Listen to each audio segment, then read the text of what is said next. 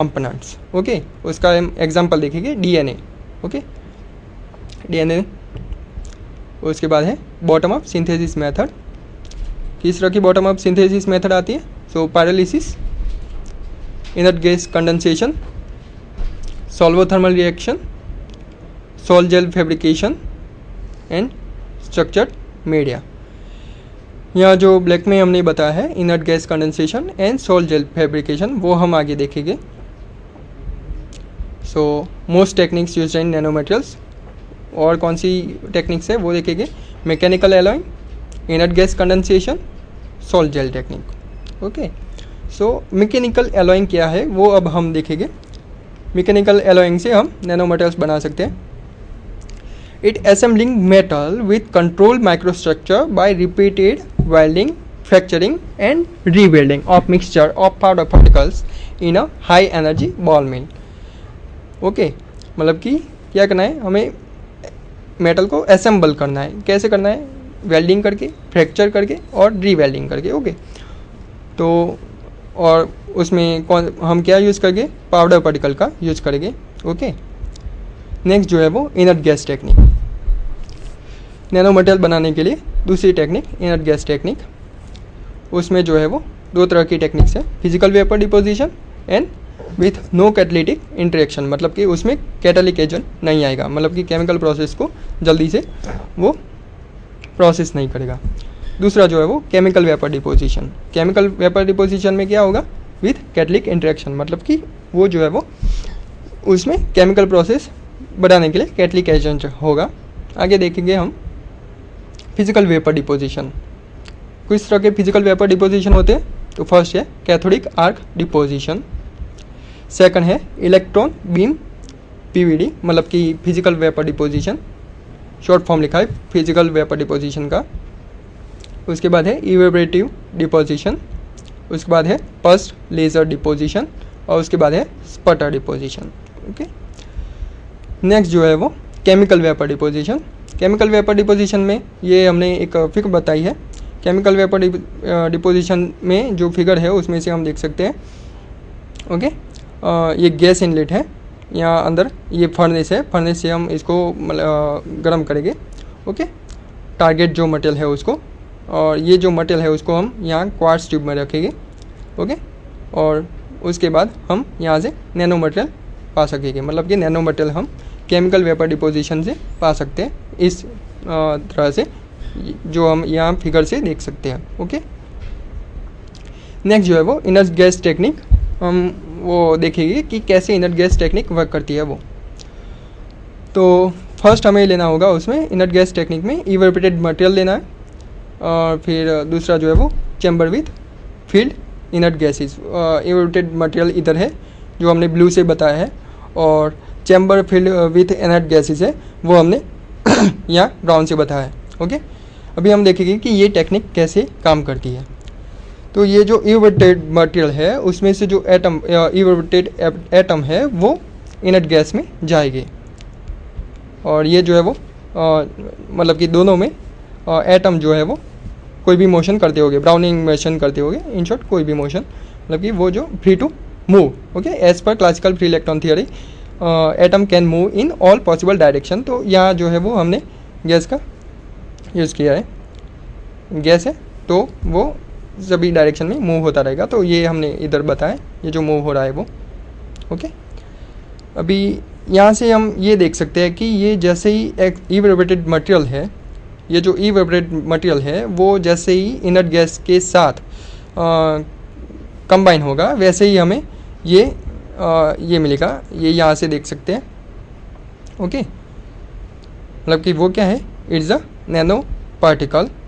Okay, ये दूसरा भी हम इधर से देख सकते हैं, ये जो है वो तीसरा जो है वो ये इस तरह कंबाइन होगा। ओके, ये इस तरह का हमें मिलेगा नैनो पार्टिकल। ये जो नैनो पार्टिकल है वो आगे अलाउ करेंगे इसको। ओके, और आगे अलाउ करने से हमें फाइनली फुल रेंज मिलेगा, मतलब कि नैनो मटेरियल मिलेगा इन शॉर्ट। ओके, तो ये जो है वो बेसिक प्रोसेस हमने बताई है इधर एनिमेशन से। सो यहाँ से हम इस तरह हम नैनो पार्टिकल बना सकते हैं इनर्ट गैस टेक्निक से। उसके बाद सॉल्ट जेल टेक्निक है जो बहुत ही यूज़ होती है, मोस्ट यूज्ड। तो यहाँ से हम देख सकते हैं, फर्स्ट हमें प्रीकर्सर्स चाहिए। ओके, प्रीकर्सर्स में कौन से लिखेंगे, नाइट्रेट्स एंड कार्बोनेट्स लेंगे, उसको हम डिसॉल्व करेंगे, किस में करेंगे, डीआयोनाइज्ड वाटर में। ओके, प्रीकर्सर्स को हम डीआयोनाइज्ड वाटर में डिसॉल्व करेंगे। ओके, ये प्रीकर्सर्स। ओके, उसको हम प्रीकर्सर्स में कौन से हो गए, नाइट्रेट्स एंड और कार्बोनेट, उसको हम किस में डिसॉल्व करेंगे, डायोनाइज्ड वाटर में। ओके, डिसॉल्व करने से हमें एक सॉल्यूशन मिलेगा। वो जो सॉल्यूशन है उसको हमें यहाँ सूटेबल टेम्परेचर पे रखना पड़ेगा। जैसे ही सूटेबल टेम्परेचर पे रखें, ओके, उसके बाद हमें क्या करना है, उसमें जेलिंग एजेंट्स ऐड करने हैं। वो हमने इधर से बताया है।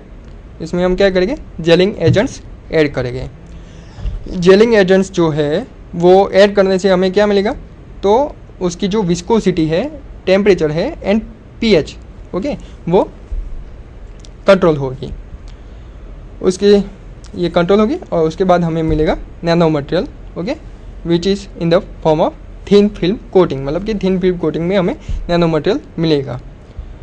Okay, so sol gel technique, हमने जैसे कि आगे बोला कि सोल जेल टेक्निक जो है वो मोस्ट यूज्ड क्यों होती है वो।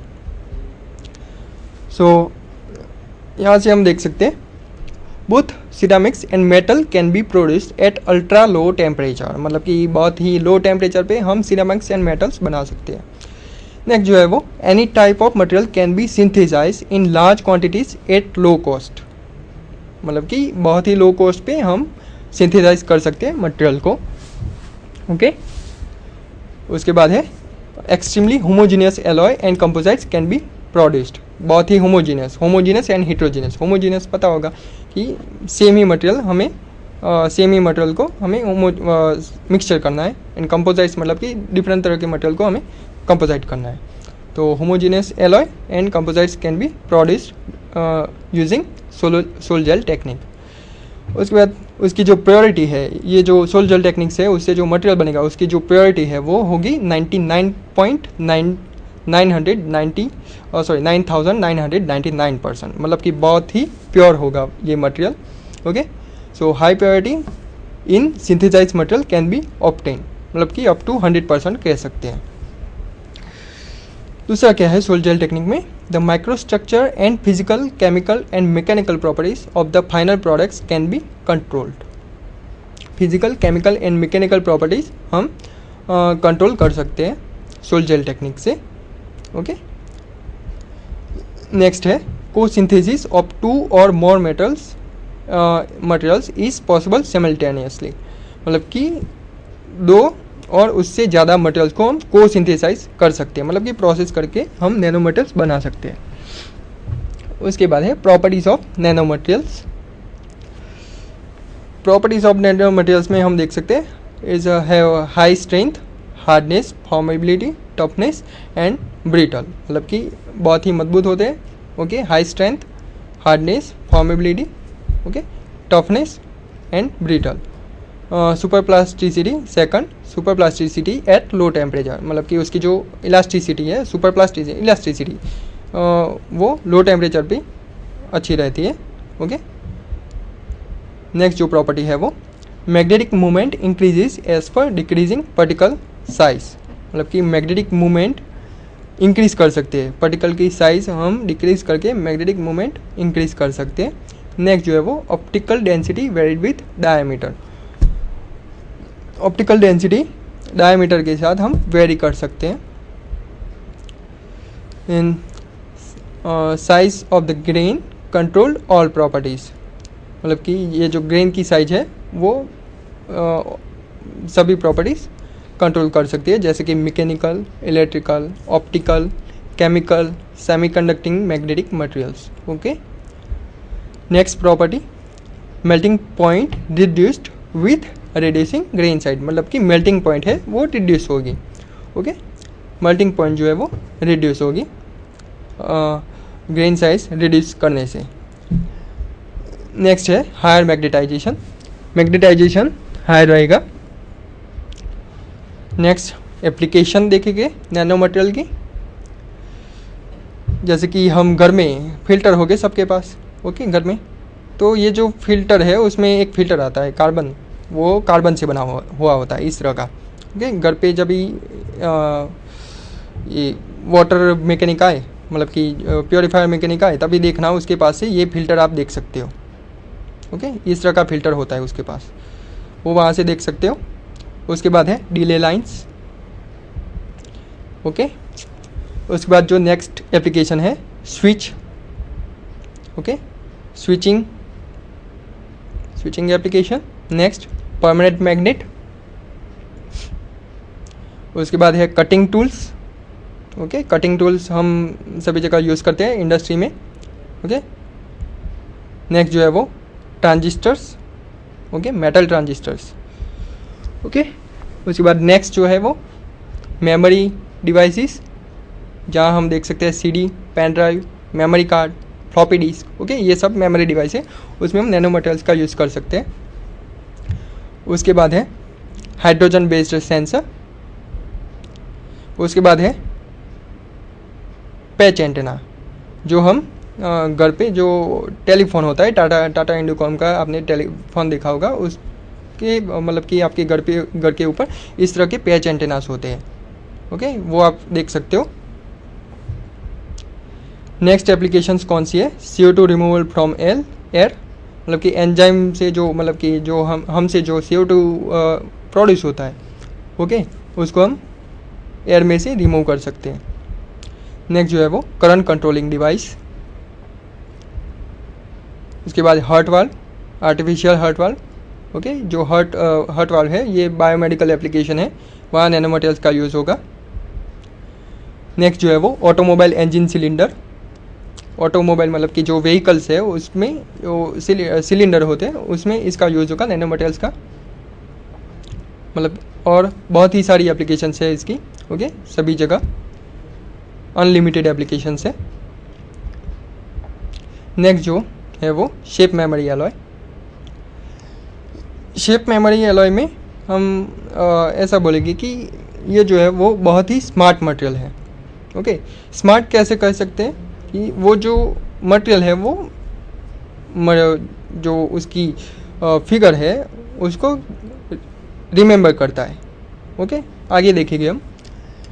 फर्स्ट है introduction, types of shape memory alloys and crystal structure of shape memory alloys and functional properties, okay. So उसके बाद है applications and advantages and disadvantages. Introduction of shape memory alloys, जैसे कि हमने आगे बोला कि ये बहुत ही स्मार्ट इंटेलिजेंट मटेरियल्स है। स्मार्ट कैसे कह सकते हैं, क्योंकि जब स्ट्रेस अप्लाई करते हैं और टेम्परेचर अप्लाई करते हैं तब वो अपना शेप चेंज करता है, ओके। कैसे करता है वो हम आगे वीडियो में देखेंगे। सो स्मार्ट और इंटेलिजेंट मटेरियल्स, ओके,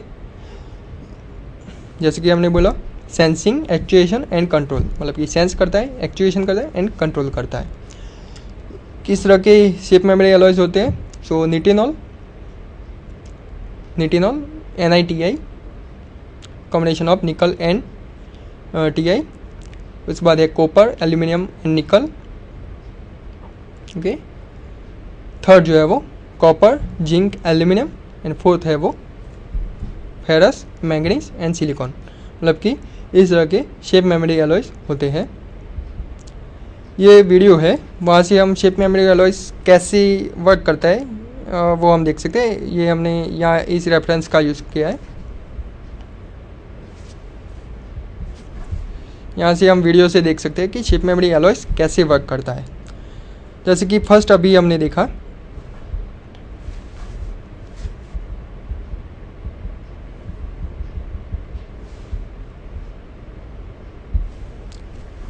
ये, जैसे कि फर्स्ट अभी हमने देखा तो वो जो है वो 1 वे फेस ट्रांजिशन है, ओके। उसके बाद है 2 वे ट्रांजिशन, वो हम इधर से देखेंगे। ये आप देख सकते हैं, एक साइड कोल्ड वाटर है, एक साइड जो है वो हीट गर्म वाटर मतलब कि हीट वाटर है, कूल है, और दूसरा जो है वो हीट वाटर हॉट वाटर है। ओके, ये जो है वो कूल है और ये जो है वो हॉट वाटर है। कैसे है वो हम आगे देखेंगे। Okay, so types of shape memory alloys, जैसे कि हमने देखा one way shape memory alloys only upon heating, मतलब कि हीट करके one way shape memory alloys हम देख सकते हैं, मतलब कि हीट से हम one way shape memory alloy देख सकते हैं। दूसरा जो है वो to way shape memory alloy with both heating and cooling, मतलब कि to way shape memory alloy जो है वो हीटिंग एंड कूलिंग दोनों से हम ये इफेक्ट देख सकते हैं। ओके, फिर से हम ये दोहराएंगे वीडियो जिससे हमें पता चल सके। ये अभी आप देखें तो ये जो है वो वन वे फेज ट्रांजिशन है। ओके, ये हॉट वाटर है और ये जो है वो कोल्ड वाटर है। ओके, ये देखिए कोल्ड वाटर में कैसी प्रोसेस चलती है एंड हॉट वाटर में कैसी प्रोसेस चलती है। ओके, तो ये जो है वो उसको टू वे फेज ट्रांजिशन कहेंगे। ओके, तो यहाँ से हम देख सकते हैं शेप मेमोरी अलॉयस दो तरह की है। One way shape memory alloy only upon heating, मतलब कि हीट करने से one way shape memory alloy मिलेगी, and two way shape memory effect जो है वो हमें हीटिंग एंड कूलिंग दोनों इफेक्ट से मिलेगी।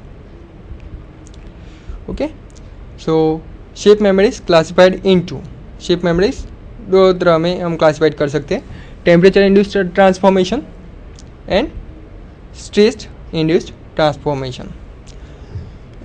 टेम्परेचर इंड्यूस्ड ट्रांसफॉर्मेशन में क्या होता है वो अब हम देखेंगे। Understanding of temperature induced transformation TIT and SIT means stress induced transformation. TIT मतलब कि टेम्परेचर इंड्यूस्ड ट्रांसफॉर्मेशन में क्या होगा कि टेम्परेचर जो है ओके उससे हमें ट्रांसफॉर्मेशन मिलेगा, मतलब कि इस टेम्परेचर से इंड्यूस होगा, एंड स्ट्रेस इंड्यूस्ड ट्रांसफॉर्मेशन है उसमें स्ट्रेस से हम इंड्यूस करेंगे ट्रांसफॉर्मेशन को। ओके, देखते हैं temperature induced transformation TIT short form में हमने यूज़ किया है। वो कोई पर्टिकुलर टेम्परेचर पे नहीं होता,